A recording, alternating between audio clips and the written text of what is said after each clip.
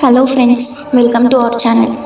ఇప్పుడు మనం మాట్లాడుకోబోయేది Korean horror మూవీస్లో ఒకటైన మెటామార్ఫోసిస్. ఈ మూవీ 2019లో వచ్చింది, కానీ అఫీషియల్గా మాత్రం 2020లో రిలీజ్ చేశారు. ఈ మూవీని డైరెక్ట్ చేసింది హాంగ్ సాంగ్ కిమ్ గారు. ఈ మూవీ పేరులోనే ఈ మూవీ అంతా ఉంది. మెటామార్ఫోసిస్ అంటే అర్థం రూపం మార్చుకునేది అని. ఈ మూవీలో మనం ఒక ఈవిల్ స్పిరిట్ గురించి చూస్తాం. అది లార్డ్ జీసస్కి కూడా భయపడదు. ఆ ఈవిల్ స్పిరిట్ ఎవరికి భయపడదు. అలాగే మనుషులని కిరాతకంగా చంపేస్తుంది. మూవీ ఓపెన్ చేస్తే జాన్సన్ అనే ఒక వ్యక్తి కనిపిస్తాడు. అతను ఒక అమ్మాయి పైన ఎగ్జోక్రిజం చేస్తూ ఉంటాడు. ఆ అమ్మాయిని చూస్తేనే అర్థమైపోతుంది ఈవిల్ స్పిరిట్ తన పైన పొసెస్ అయి ఉంది అని. ఎగ్జోక్రిజం చేసేటప్పుడు ఆ ఈవిల్ స్పిరిట్ ఏదో ఒకటి ఒర్రుతూ ఎగ్జోక్రిస్ని డైవర్ట్ చేయాలని అనుకుంటుంది. కానీ జాన్సన్ మాత్రం చాలా కాన్సన్ట్రేటెడ్తో తన ఎగ్జోక్రిజంని చేస్తూ ఉంటాడు. కానీ ఆ ఈవిల్ మాత్రం చాలా పవర్ఫుల్గా ఉంటుంది. ఎగ్జోక్రిజం చేస్తుంటే ఈవిల్ చాలా డ్రామాలు చేస్తూ ఉంటుంది. జాన్సన్ అవి ఏమీ పట్టించుకోకుండా హోలీ వాటర్ని ఆ అమ్మాయి మీద పోస్తూ ఉంటాడు. ఆ స్పిరిట్కి చాలా నొప్పి లేస్తూ ఒర్రుతూ ఉంటుంది. కాసేపటికి ఆ స్పిరిట్ నవ్వుతూ జాన్సన్తో అంటుంది, ఈ అమ్మాయిని పైన చాలా నమ్మకం పెట్టుకున్నట్టుంది, కానీ తాను అనుకుంది ఏది జరగదు అని తెలీదు పాపం పిచ్చిదానికి అని అంటుంది. ఇది చూసి జాన్సన్ తన తలపైన చేయి పెట్టి ఎగ్జోక్రిజం లెవెల్ పెంచుతూ ప్రేయర్స్ చేస్తూ ఉంటాడు. దీంతో ఈ స్పిరిట్ ఆ అమ్మాయి వాళ్ళ అమ్మని ఆ అమ్మాయి వాయిస్తో పిలుస్తూ ఏడుస్తూ, ఇతను నాతో మంచిగా ప్రవర్తించట్లేదు, నాకు భయం అవుతుంది అంటూ కేకలు వేస్తుంది. దాంతో వాళ్ళమ్మ జున్సన్ తన కూతురితో ఏదో తప్పుగా చేస్తున్నాడేమో అని లోపలికి వచ్చి ఎగ్జోక్రిజం ఫ్లోని ఆపేస్తుంది. ఇదే టైంలో ఈవిల్ స్పిరిట్కి ఛాన్స్ దొరుకుతుంది. తన కట్లు అన్నీ విప్పుకొని కిటికీ మీద కూర్చుంటుంది. సో దట్ అక్కడ నుంచి కిందకి దొంకి ఆ అమ్మాయిని చంపేయవచ్చని. వితిన్ సెకండ్స్లో ఆ స్పిరిట్ కిటికీ నుంచి దుంకేస్తుంది. కానీ జున్సన్ వచ్చి తన చేయిని పట్టుకొని చాలా గట్టిగా పైకి గుంజుతూ ఉంటాడు. కానీ ఆ ఈవిల్ స్పిరిట్ జున్సన్ వెనుక ఉన్న వాళ్ళ అమ్మని పొసెస్ చేస్తుంది. తన ముందున్న జున్సన్తో ఇలా అంటుంది, మీ దేవుడు ఈ భూమి మీద పుట్టిన దానికి ముందు నుంచే మేము ఈ ప్రపంచంలో ఉన్నాం.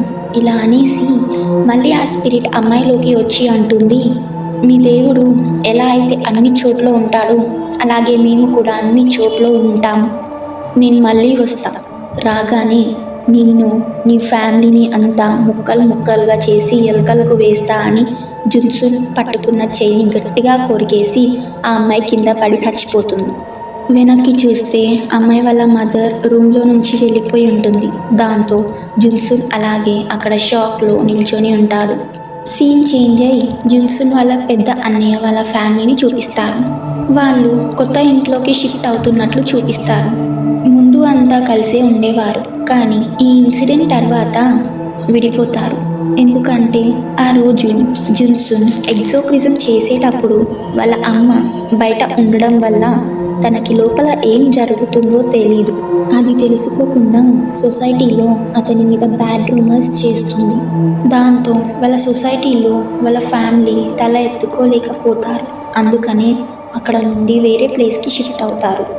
వీళ్ళు ఎలా అంటే జాన్సన్ వాళ్ళ అన్నయ్య గాంగ్జూకి అలాగే తన పెద్ద కూతురు సాంగ్జూకి జాన్సన్ మీద నమ్మకం ఉంటుంది. కానీ గాంగ్జూ వాళ్ళ వైఫ్ యాంగ్జూ అలాగే గాంగ్జూ వాళ్ళ చిన్న కూతురు ఆ రూమర్స్ని నమ్ముతారు. అందుకే వాళ్ళు ఇల్లు షిఫ్ట్ అవుతూ ఉంటారు. షిఫ్ట్ అయ్యాక అదే రోజు రాత్రి వాళ్ళంతా పడుకొని ఉంటారు. కానీ పక్క ఇంట్లో నుంచి బాగా చప్పుళ్ళు వస్తూ ఉంటాయి. దానివల్ల గాంగ్జూ అలాగే ఫ్యామిలీ అంతా పడుకునేది కాదు. నెక్స్ట్ మార్నింగ్ లేవగానే చూస్తే యాంగ్జూకి కిచెన్ బయట ఒక పిల్లి కనిపిస్తుంది. దాన్ని చూసిన గాంగ్జూ చిన్న కూతురు కళ్ళు తిరిగి పడిపోతుంది. తన్ని వెంటనే హాస్పిటల్కి తీసుకెళ్తారు. షిఫ్ట్ అయిన ఫస్ట్ డేలోనే ఇది అంతా జరగడం అందరికీ మంచిగా అనిపించదు. ఇంకా వాళ్ళ అమ్మాయి డిశ్చార్జ్ అయ్యాక తనని ఇంటికి తీసుకొని వస్తారు. ఇంటి ముందు ఒక కార్ పార్క్ చేసి ఉంటుంది. పక్కింటి వాళ్ళదేమో అని అనుకుంటారు. కానీ గాంగ్జూకి మాత్రం చాలా కోపం వచ్చి పక్కింటికి వెళ్తాడు. గేట్ ఓపెన్ చేసి ముందుకు వెళ్ళగానే అన్ని ఎముకలు కనిపిస్తాయి. ఇంట్లోకి వెళ్ళాక ఇంట్లో అన్ని పక్షుల ఎముకలు వేలాడేసి కనిపిస్తాయి. ఇంతకు ముందుకు ఆ పిల్లి కనిపించినట్లు అన్ని ఎముకలు వేలాడేసి ఉంటాయి. గాంజు వెనుక నుండి ఒక అతను వస్తాడు. గాంజు భయంతో మీ కార్ బయట పార్క్ చేసి ఉంది, కొంచెం తీయండి అని అంటాడు. కానీ ఆ వ్యక్తి అసలు ఏం పట్టించుకోడు. గాంజు భయపడి అక్కడి నుండి వెళ్ళిపోతాడు. అదే రాత్రి పక్కింట్లో నుంచి మళ్ళీ గట్టిగా సౌండ్స్ వినిపిస్తూ ఉంటాయి. దాంతో పడుకున్న వాళ్ళంతా లేచి కూర్చుంటారు. ఇదంతా అవ్వదు అని గ్యాంగ్జు పోలీస్ వాళ్ళకి కాల్ చేసి కంప్లైంట్ ఇస్తారు. పోలీస్ వాళ్ళు వచ్చాక గ్యాంగ్జు వాళ్ళకి చెప్తూ ఉంటాడు, వాళ్ళు రోజు ఇలాగే గట్టిగా నైట్లో సౌండ్ చేస్తారని. అలాగే వాళ్ళ ఇంట్లో ఎన్నో రకరకాల పక్షుల జంతువుల ఎముకలు వేలాడేసి ఉన్నాయని పోలీసులకు గ్యాంగ్జు చెప్తారు. పోలీసులు ఇన్వెస్టిగేషన్ కోసం వాళ్ళ ఇంట్లోకి వెళ్ళి చూస్తారు. కానీ విచిత్రంగా అక్కడ ఏమీ ఉండవు. ఆ ఇంట్లో కేవలం ఒక ఫ్యాబ్రిక్ కటింగ్ మిషన్ కనిపిస్తుంది. దానివల్లే సౌండ్స్ వస్తూ ఉంటాయి. గ్యాంగ్జు అక్కడున్న సిచ్యువేషన్ని చూసి ఆశ్చర్యపోతాడు. ఇంత కొద్ది సమయంలోనే ఇదంతా ఎలా క్లియర్ చేశారు అని తనకి తాను ఆలోచిస్తూ ఉంటాడు. ఇంతలో పోలీసులు ఇదంతా ఆపేసి రేపొద్దున చూసుకోండి, పక్క ఇంటి వాళ్ళకి డిస్టర్బ్ చేయకండి అనేసి వెళ్ళిపోతారు. ఈ సీన్ కట్ చేసి నెక్స్ట్ సీన్లో మన జాన్సన్ని చూస్తారు. జాన్సన్ పడుకొని కల కంటూ ఉంటాడు. ఆ కలలో స్టార్టింగ్లో ఈవిల్ స్పిరిట్ పొసెస్ చేసిన అమ్మాయిని చూపిస్తూ ఉంటారు. ఆ అమ్మాయి అంటుంది, నిన్ను నీ ఫ్యామిలీని ముక్కలుగా చేయడానికి త్వరలోనే వస్తున్నాను అని. ఇక్కడ జాన్సన్ నేల మీద కూర్చొని కదలకుండా అలాగే ఉంటాడు. పైనుంచి రక్తం పడుతూ మొత్తం ఫ్లోర్ అంతా నిండిపోయి ఉంటుంది. పైనుంచి ఆ స్పిరిట్ జాన్సన్ మీదకి వచ్చి అటాక్ చేస్తూ ఉంటుంది. అప్పుడే జాన్సన్ సడన్గా కళ్ళు తెరుస్తాడు. ఈ సీన్ మాత్రం మూవీలో చాలా భయంకరంగా ఉంటుంది. జాన్సన్ నిద్రలేచి భయపడుతూ ఏంటి కళ ఇలా వచ్చింది నాకు అని రాత్రంతా ఆలోచిస్తూనే ఉంటాడు. ఇంతలో గ్యాంగ్జు చిన్న కూతురు బెడ్ పైన పడుకున్నట్టు చూపిస్తారు. ఇక్కడ ఆ అమ్మాయి బ్లాంకెట్ కప్పుకొని పడుకొని ఉంటుంది. కానీ మెల్లిగా ఎవరో ఆ బ్లాంకెట్ని కిందికి గుంజుతూ ఉంటారు. తను వాళ్ళ చిన్న తమ్ముడు అల్లరి చేస్తూ అలా చేస్తున్నాడేమో అని మందలిద్దామని లేవడానికి ట్రై చేస్తోంది. కానీ వాళ్ళ డాడీ గ్యాంగ్జు తన జుట్టు పట్టుకొని గట్టిగా కిందికి గుంజుతాడు. కదలకుండా తన జుట్టుని పట్టుకొని తన శరీరాన్ని పైనుంచి కిందికి తేడాగా చూస్తాడు. ఇది చూస్తున్న తన కూతురు నమ్మలేకపోతుంది, సొంత తండ్రి ఇలా చేస్తున్నాడని. గ్యాంగ్జు అలా చూస్తూ కాసేపటికి రూమ్ నుంచి బయటికి వెళ్తాడు. నెక్స్ట్ డే మార్నింగ్ వాళ్ళ మమ్మీ కిచెన్లో వంట చేస్తూ విచిత్రంగా చాలా స్ట్రేంజ్గా బిహేవ్ చేసేది. ఇది అంతా చూసిన అమ్మాయి వాళ్ళ పేరెంట్స్కి దూరంగా ఉంటుంది. నెక్స్ట్ సీన్ జాన్సన్ దగ్గరికి వస్తుంది. ఇక్కడ జాన్సన్ లాస్ట్ టైం చేసిన ఎగ్జామ్ ఫెయిల్ అయిందని డిప్రెషన్లోకి వెళ్తాడు. అలాగే గిల్టీగా కూడా ఫీల్ అవుతాడు. సో అతను చర్చ్కి వస్తాడు. చర్చ్లో ఉన్న ఫాదర్ జాన్సన్ని చూసి అతని మూడ్ని చేంజ్ చేయడానికి వేరే ఎగ్జామ్ కేసెస్ని ఇస్తాడు. జాన్సన్ కూడా వాటికి ఒప్పుకుంటాడు. ఈ సీన్ ఇక్కడికి కట్ చేసి గ్యాంగ్జు వాళ్ళ ఫ్యామిలీ దగ్గరికి వస్తుంది. ఇక్కడ గ్యాంగ్జు తన వైఫ్ అయిన యాంగ్జూతో మార్నింగ్ తను చేసిన స్ట్రేంజ్ బిహేవియర్ గురించి అడుగుతాడు. కానీ తను నేనేం చేయలేదే, నాకేం గుర్తులేదు అంటుంది. ఇప్పుడు గ్యాంగ్జు పెద్ద కూతురు సాంగ్జుని చూపిస్తారు. సాంగ్జు బాత్రూంలో స్నానం చేస్తూ ఉంటుంది. సడన్గా అక్కడికి గ్యాంగ్జు చిన్న కూతురు వస్తుంది. సాంగ్జు తనని చూసి భయపడి ఏమైంది అని అడుగుతుంది. అప్పుడు తను సీరియస్గా సాంగ్జుని చూస్తూ, నేను నీకు చెల్లిలాగా ఉండడం నీకు నచ్చకపోతే నన్ను చంపే అని అంటుంది. అలా అంటూ సీరియస్గా చూస్తూ బయటికి వెళ్ళిపోతుంది. సాంగ్జుకి ఏమీ అర్థం అవ్వక త్వరగా స్నానం చేసి వాళ్ళ చెల్లి దగ్గరకు వెళ్ళి తను ఎందుకు అలా అందో కనుక్కుందామని అనుకుంటుంది, ఏమైంది అని. కానీ వాళ్ళ చెల్లి నేనెప్పుడు అన్నా, నాకేం గుర్తులేదే అని అంటుంది. ఇంకా అలాగే వీళ్ళిద్దరూ ఆ రూమ్లోనే కూర్చొని దాని ముందు నైట్ జరిగిన ఇన్సిడెంట్స్ గురించి మాట్లాడుతూ ఉంటారు. అదే టైంలో వాళ్ళ డాడీ గాంగ్జు రూమ్లోకి వస్తాడు. రాగానే వాళ్ళ ఇద్దరిని కొడుతూ ఉంటారు. నా గురించి నా వెనకాలే మీకు ఇష్టం వచ్చినట్టు మాట్లాడుకుంటారా అని కొడుతూ ఉంటాడు. గ్యాంగ్జూ తన పెద్ద కూతుర్ని ఒక చేయితోనే లేపేసి మెట్ల మీదికి విసిరేస్తాడు. దాంతో తన స్పృహ తప్పుతుంది. ఒక గొడ్డలి తీసుకొని చిన్న కూతురు కోసం వెతుకుతూ ఉంటాడు. తను కనిపించగానే చంపటానికి చేయిస్తాడు. అప్పుడే మెట్లు ఎక్కుతూ ఎవరో పైనుంచి ఎందుకు ఇన్ని చప్పులు వస్తున్నాయి అంటూ పైకి ఎవరో వస్తారు. అప్పుడే ఈ గ్యాంగ్జూ కిందకి పోయి అసలైన గ్యాంగ్జూ పైకి వస్తాడు. అక్కడ ఉన్న పిల్లలతో పాటు మనం కూడా షాక్ అవుతాం. గాంగ్జూ పైకి వచ్చి ఏమైంది మీకు అని అంటూ పిల్లల దగ్గరికి వస్తుండగానే వెనుక నుండి గ్యాంగ్జూ వాళ్ళ వైఫ్ గాంగ్జూని అలాగే వాళ్ళ పిల్లల ముగ్గురిని హ్యామర్తో అటాక్ చేస్తుంది. గాంగ్జూ పిల్లలని కాపాడడానికి వాళ్ళని ప్రొటెక్ట్ చేస్తూ వాళ్ళ వైఫ్ పైన గట్టిగా అరుస్తూ ఉంటాడు. ఇప్పుడే కింద నుండి వాళ్ళ వైఫ్ గాంగ్జూ ఎందుకు అంతలా అరుస్తున్నారు మీరు, ఏమైంది అంటున్న మాటలు వినిపిస్తూ ఉంటాయి. కింద నుంచి మెట్లు ఎక్కుతూ నిజమైన గాంగ్జూ వస్తూ పైన ఉన్న సిచ్యువేషన్ని చూసి షాక్లో ఉంటుంది. గాంగ్జూ రూమ్ డోర్ ఓపెన్ చేసి చెక్ చేస్తాడు. కానీ అందులో ఎవ్వరూ ఉండరు. హ్యామర్ మాత్రం కింద పడి ఉంటుంది. నువ్వు ఇప్పుడే వస్తే ఇంతసేపు మమ్మల్ని అటాక్ చేసింది ఎవరు అంటాడు. ఇదంతా ఫ్యామిలీ అంతా కూర్చొని డిస్కస్ చేస్తూ ఉంటారు. అప్పుడే మనకు అర్థమవుతుంది ఏదో ఒక సూపర్ న్యాచురల్ పవర్ ఇదంతా ఒకరి మీద ఒకరికి ద్వేషం కలిగించడానికి ఇంట్లో వాళ్ళ రూపాలు మారుస్తూ మిగతా వాళ్ళని అటాక్ చేస్తుంది ఈవిల్ స్పిరిటే అని.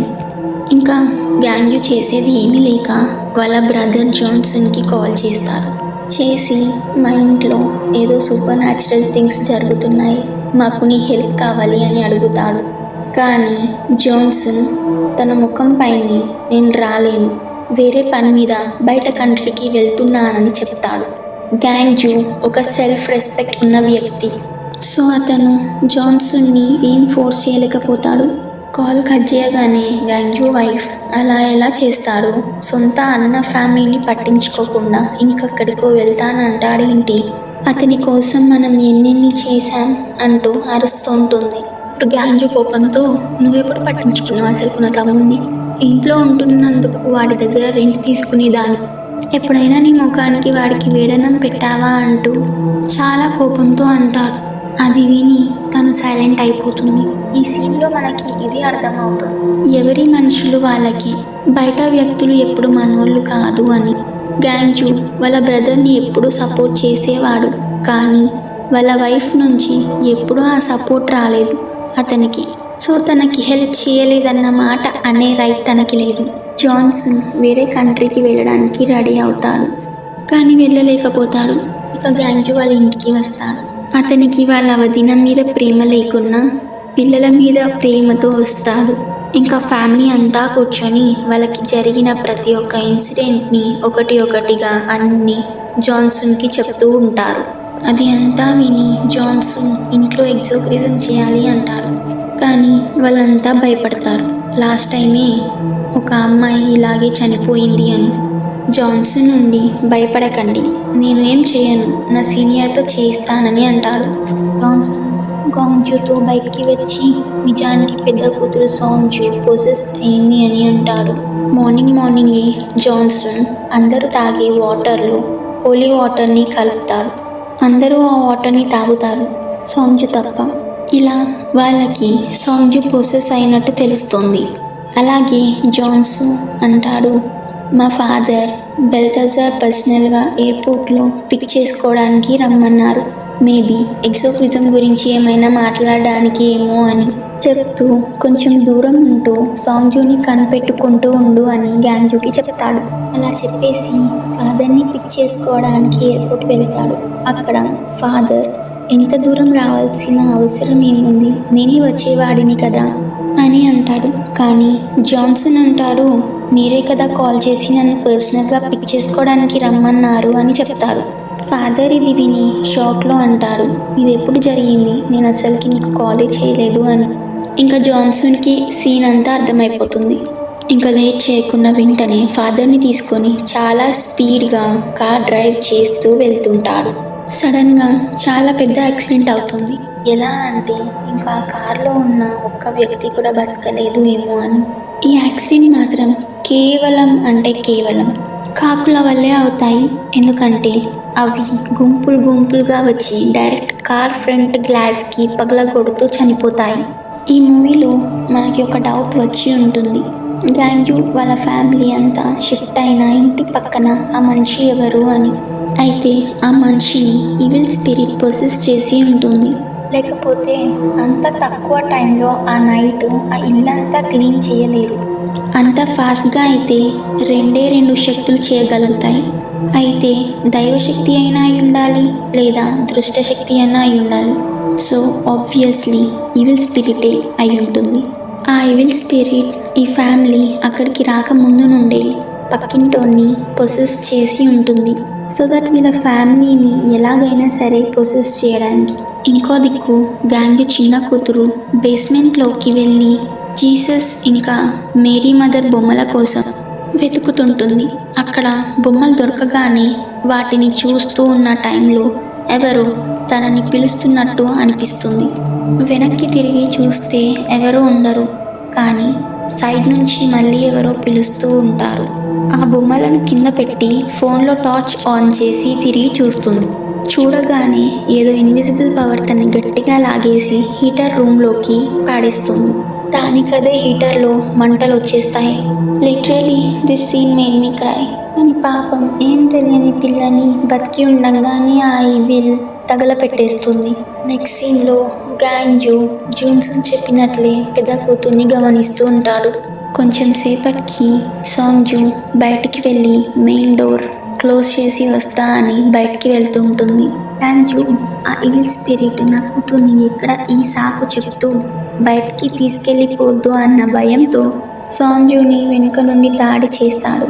దాంతో సాంజు స్పృహ తప్పిపోతుంది. సాంజు తన్ని తీసుకెళ్లి బెడ్ మీద పడుకోబెట్టి ఎక్కడికి వెళ్లకుండా కట్టేస్తాడు. అప్పుడే ముఖమంతా గాయాలతో ఉన్న జాన్స్ ఇంటికి వచ్చి ఒక పెద్ద యాక్సిడెంట్ అయ్యింది, దాంతో ఫాదర్ చనిపోయాడు అని చెప్తాడు. ఇంకా చేసేది ఏమీ లేక గాంజు నువ్వే నా కూతురి మీద ఎగ్జోక్రిజంని చేయి అని రిక్వెస్ట్ చేస్తాడు. అది ఒప్పుకొని జాన్స్ ఎగ్జోక్రిజంకి అంతా సెటప్ చేసి ఒక పెద్ద లావుపాటి కర్రని తీసుకొని సాంగ్జుని ఇష్టం వచ్చినట్టు కొడుతూ ఉంటాడు. ఇక్కడ సీన్ చేంజ్ చేసి యాక్సిడెంట్ అయిన ప్లేస్ని చూపిస్తారు. అక్కడ జాన్సన్ స్పృహ లేకుండా పడి ఉంటాడు. దాంతో మనకి అర్థం అవుతుంది ఇంట్లో ఉన్న జాన్సన్ ఈవిల్ స్పిరిట్ అని. ఇక్కడ మళ్ళీ ఎగ్జోక్రిజం అవుతున్న సీన్ని చూపిస్తారు. ఆ ఈవిల్ సాంగ్జుని ఎంత అంటే ఇంకా కొడితే చనిపోద్దేమో అన్నంతలా కొడుతూనే ఉంటుంది. గాంజు వాళ్ళ వైఫ్ అది చూడలేక జాన్స్ కాలు వేలు పట్టుకొని కొట్టకున్న కూతుర్ని వదిలే అని ఏడుస్తూ ఉంటుంది. ఆ ఈవిల్ మాత్రం ఏది పట్టించుకోకుండా ఆ బెడ్ అంతా బ్లడ్తో నిండిపోయేలా కొడుతూనే ఉంటాడు. గాంజు దగ్గరికి వెళ్ళి ఇంకా ఎగ్జోక్రిజంని ఆపమను అని అంటుంది. ఈ విషయంలో వీళ్ళిద్దరికి లొల్లి అవుతుంది. గాంజు అంటాడు నువ్వు మంచి తల్లివి కావు అని తన్ని గోడకేసి నొక్కుతాడు. దాంతో తన తలకు దెబ్బ తగిలి స్పృహ తప్పిపోతుంది. ఇది అంతా చూస్తున్న ఐవిల్కి చాలా హ్యాపీగా అనిపిస్తుంది. అప్పుడే ఐవిల్ తన నిజమైన రూపంలోకి వస్తాడు. గాంజు అది చూసి అతనికి చాలా కోపం వస్తుంది. ఈవిల్ మీదకు అటాక్ చేయడానికి వెళ్తాడు. కానీ ఇక్కడ ఐవిల్ ఎంతో ఈజీగా గాంజుని లేపి పక్కకు పాడేస్తుంది. గాంజుని చంపేసే లోపే అక్కడికి రియల్ జాన్సన్ వస్తాడు. వస్తూనే అతని ప్రేయర్ స్టార్ట్ చేశాడు. అతని ప్రేయర్స్తో ఈవిల్ని అక్కడి నుండి తరిమేస్తాడు. ఇది అయ్యాక కొన్ని సెకండ్స్లోనే గాంజు చిన్న కొడుకు ఏడుస్తున్న సౌండ్స్ వస్తాయి. అది విన్న గాంజు అలాగే జూన్సన్ వెంటనే బేస్మెంట్లో ఉన్న చిన్న కొడుకు దగ్గరికి వెళ్తారు. అక్కడ ఆ పోరడు ఎంతో భయంతో ఏడుస్తూ హీటర్ వైపు చూపిస్తాడు. గాంజు హీటర్లో కాలిపోయిన తన చిన్న కూతురిని చూసి ఏం మాట్లాడలేక కుప్ప కూలిపోతాడు. అప్పుడు సాంగ్జు అక్కడికి వచ్చి అంకుల్ మీరెందుకు నన్ను అంతలా కొట్టారు అని అడుగుతుంది. జాన్సన్కి అది ఈవిల్ స్పిరిట్ అని అర్థమైపోతుంది. వెంటనే తన పక్కకి ఉన్న అద్దంని చూసి సాంజు ముందుకు లాగి మిర్రర్ మీదున్న పర్ద తీసేస్తాడు. దాంతో ఈవిల్ తన నిజమైన రూపంలోకి వచ్చేస్తుంది. వెంటనే జాన్సన్ ప్రేయర్ స్టార్ట్ చేస్తాడు. ఆ ఈవిల్ కూడా కొంచెం కూడా ఏం భయపడకుండా అతనితో పాటు ప్రేయర్స్ రిపీట్ చేస్తూ తన ఫింగర్స్ని క్రాస్ చేస్తుంది. దీంతో మనకు అర్థమవుతుంది ఈ ఈవిల్ లార్డ్ జీసస్కి కూడా భయపడదు అని. ఆ ఈవిల్ జాన్సన్ మీద పడి అతని మెడ పట్టుకొని అటాక్ చేస్తుంటుంది. గ్యాంగ్జూకి అప్పుడే లక్కీగా అక్కడ హోలీ వాటర్ దొరుకుతాయి. ఆ బాటిల్లో ఉన్న హోలీ వాటర్ని మొత్తం ఆ ఈవిల్ మీద పోసిస్తాడు. ఆ మంటతో జాన్సన్ని వదిలేస్తుంది. ఇంకా మళ్ళీ జాన్సన్ ప్రేయర్ స్టార్ట్ చేస్తాడు. కానీ ఈవిల్ ఇద్దరు బ్రదర్స్ని కొడుతూ అటాక్ చేస్తుంటుంది. ఇంకా ఈవిల్ స్పిరిట్ గ్యాంగ్జూని చంపడానికి చూస్తుంటుంది. అప్పుడే జాన్సన్ లేచి దేవుడికి ఇలా ప్రేయర్ చేస్తాడు. హే గాడ్, ఈ ఈవిల్ని నా బాడీలోకి వచ్చేలా చూడు. అలాగే నాకు నా బాడీని కంట్రోల్ చేసి ఈవిల్ స్పిరిట్ని నాశనం చేసే శక్తిని ఇవ్వు అని ప్రేయర్స్ చేస్తుంటాడు. ఇప్పుడు జాన్సన్ తన అంతట తానే తన బాడీని ఈవిల్కి ఇస్తానంటున్నాడు కాబట్టి ఈవిల్ జాన్సన్ బాడీని పొసెస్ చేస్తుంది. నార్మల్గా ఈవిల్స్ కూడా ఇదే కోరుకుంటాయి. మనుషులు వాళ్ళంతట వాళ్ళే తమ బాడీస్ని ఈవిల్స్కి ఇవ్వడం. ఈవిల్ స్పిరిట్ జాన్సన్ బాడీని పొసెస్ చేస్తుంది. ఇప్పుడు జాన్సన్కి ఇంకా ఈవిల్కి మధ్యలో ఫైట్ జాన్సన్ బాడీలో అవుతుంది. జాన్సన్ ఎంతో కష్టంగా తన బాడీని కంట్రోల్ చేస్తుంటాడు. జాన్సన్ క్రాస్ ఉన్న కర్రని తీసుకొని తన కడుపులో కుచ్చుకుంటాడు. ఎందుకంటే ఆ స్పిరిట్ని తన బాడీలోనే అంతం చేయడానికి. జాన్సన్ సక్సెస్ఫుల్గా తను అనుకున్న పని చేస్తాడు. ఇంకా లాస్ట్కి గ్యాంగ్జూ తన కొడుకుని తీసుకొని పైకి వస్తాడు.